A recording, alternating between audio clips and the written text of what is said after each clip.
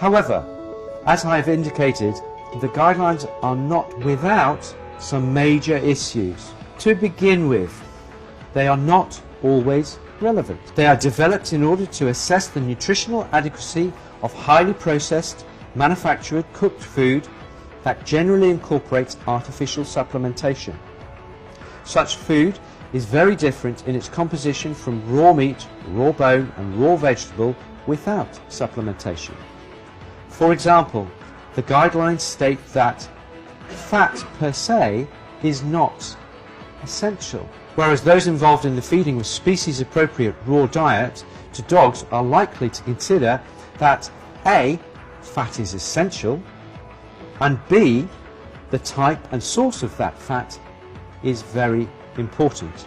Then there is the fact that they are not all based on entirely reliable research. The authors state, this FEDIAF guide is based on scientific publications and unpublished data from experts in the field.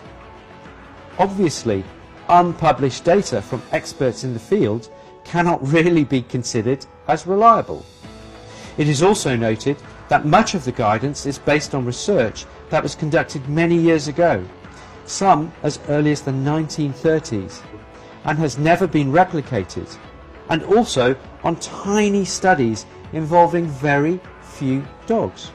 In some instances, incidentally, the authors openly state that they have made assumptions based on research carried out on other species, which makes a nonsense of the whole thing.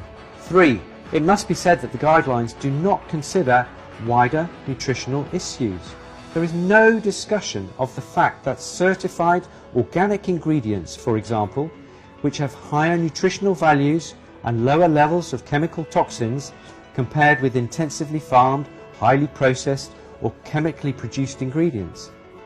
There is no reference either to the biological appropriateness or the balance over time concept, the idea that dogs don't need to receive all their nutritional requirements from a single source on a single day. Finally, only limited account is taken to the bioavailability. In other words, whether the dog can actually absorb and process the nutrition from the food it is eating.